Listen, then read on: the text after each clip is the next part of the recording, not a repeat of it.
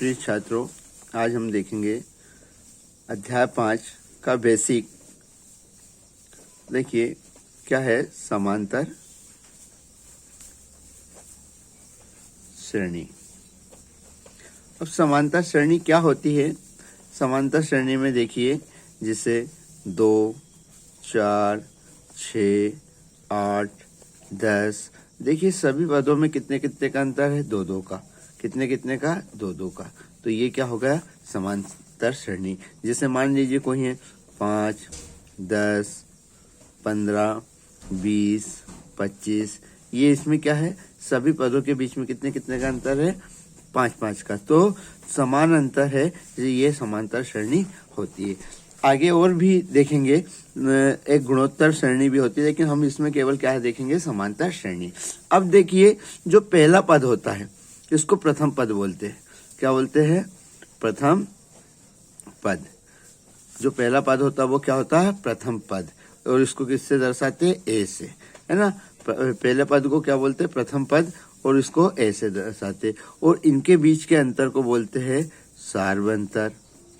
सार्व अंतर, सार्व अंतर, जिसको क्या दर्शाते हैं? डी। कैसा निकलता है? दूसरे पद में से हम क्या करते हैं? डी कैसा निकलता है? दूसरे पद में से पहले पद को घटा देते हैं, यानी A2 में से A1 को घटा देते हैं, तो वो क्या हो जाता है? सार्व अंतर। यानी दूसरे पद में से पहले पद को घटा दे, यानी ये दूसरे में से पहले पद को घटा दे, तो वो कहलाता है सार्व अंतर। ठीक है ना।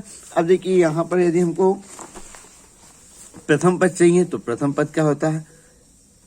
प्रथम पद कैसा होता है? प्रथम पद। प्रथम पद यानी क्या हो जाता है? ए। इसी प्रकार यदि द्वितीय पद चाहिए, दूसरा पद है द्वितीय, तो क्या होता है? ए प्लस डी। इसी प्रकार यदि तृतीय पद चाहिए, है ना, तो क्या होता है? ए प्लस 2D।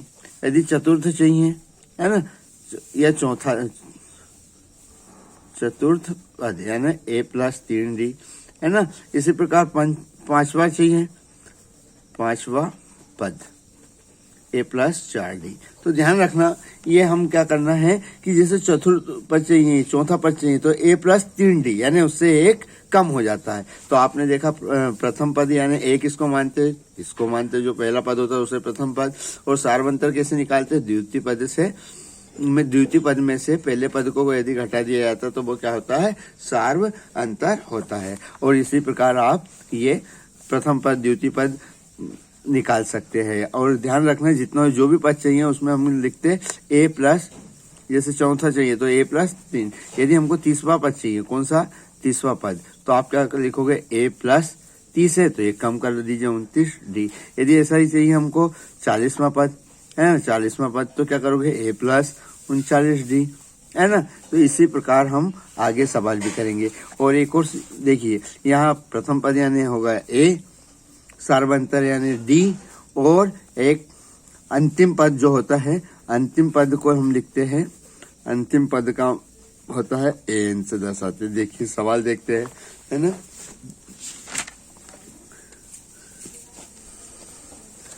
यहाँ देखिए एग्जाम्पल नंबर 4 से, एग्जाम्पल नंबर 3 से देखिए 3 में क्या है।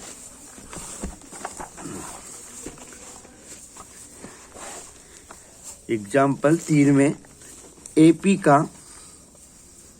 AP बराबर 2, 7, 12, 2, 7, 12 का 10वां पद। देखिए 10वां पद कैसे निकालते हैं? तो 10वां पद निकालने के लिए आपको पता होना चाहिए, ये देखिए 10वां पद कैसे निकालते हैं आप?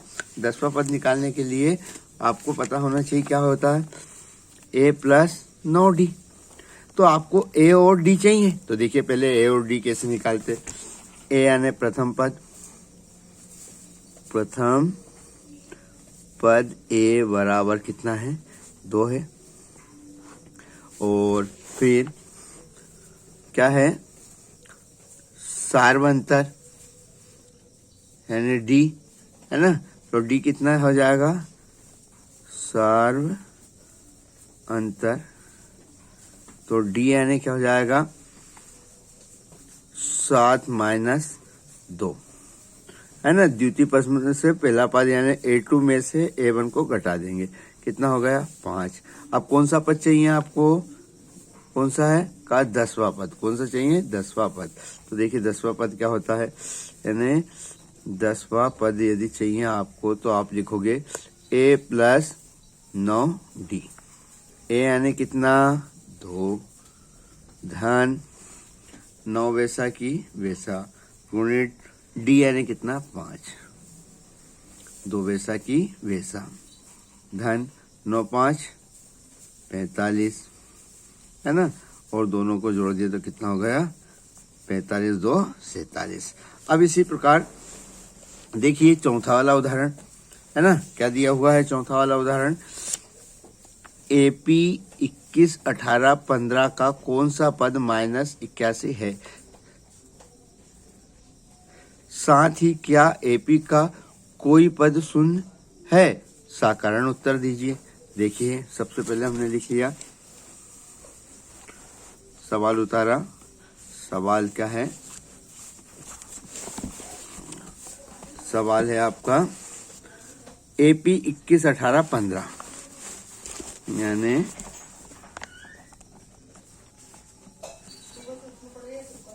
AP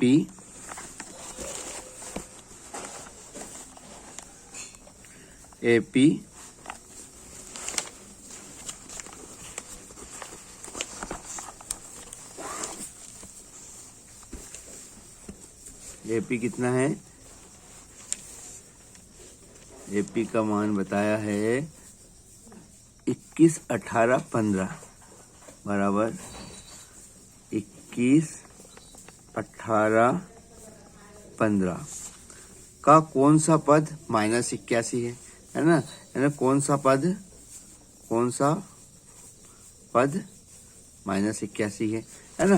तो यहाँ देखिए हमने हल लिखा, ये सवाल आपका, ये है आपका एग्जाम्पल नंबर चौथा, एग्जाम्पल नंबर क्या है चौथा।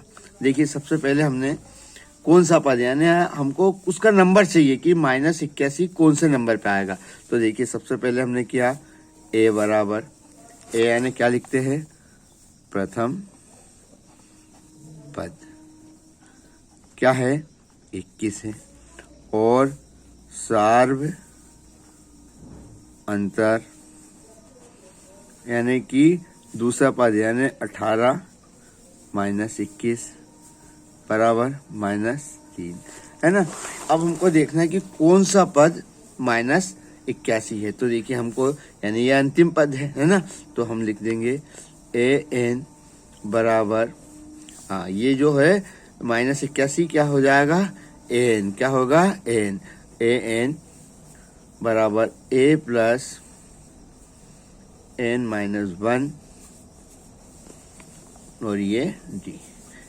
AN कितना लिखेंगे, ये वाला पद चाहिए ना कि ये कौन से नंबर का है, तो हमने माइनस 81 बराबर A यानी कितना 21 प्लस N ही तो ज्ञात करना है माइनस 1, D यानी माइनस 3, माइनस 81 और इसका जब पक्षांतर होगा तो ये भी क्या हो जाएगा माइनस 21। देखिए 21 का भी क्या कर लिया पक्षांतर कर लिया, है ना।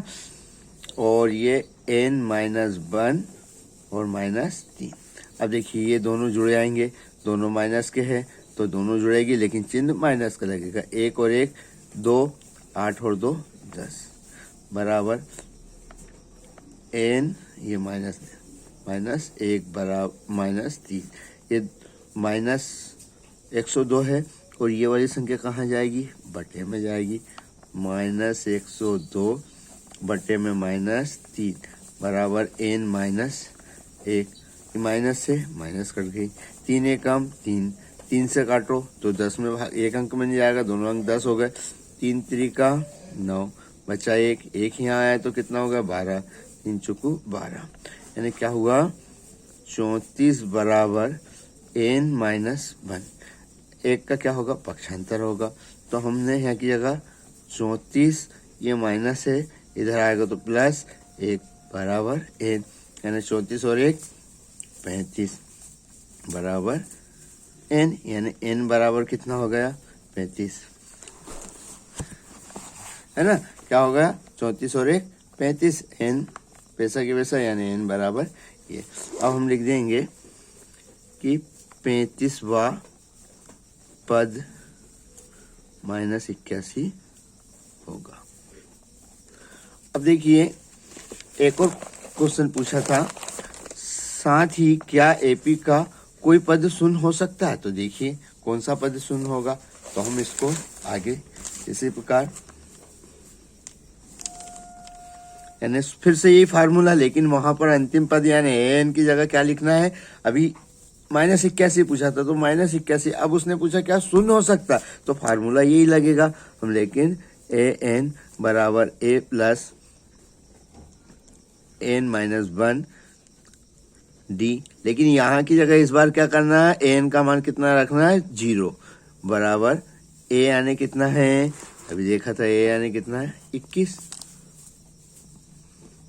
प्लस n माइनस 1, और यहाँ पर क्या है डी, डी यानी कितना है -3, 0 माइनस ये 21 का पक्षांतर हुआ बराबर n माइनस 1 -3, ये -21 वैसा की वैसा। अब हम इसको कहाँ ला सकते हैं, बटे में ला सकते हैं क्या, -3 बराबर n माइनस 1, माइनस से माइनस 3 एकम 3, 3 7 21, है ना। तो ये क्या आया 7, क्या बचा 7 बराबर n माइनस 1, ये एक का क्या कर लेंगे पक्षांतर, तो 7 ये माइनस है तो +1 बराबर n, 7 और 1 8 बराबर n, यानी n बराबर 8। अब हमें लिख सकते हैं आठवां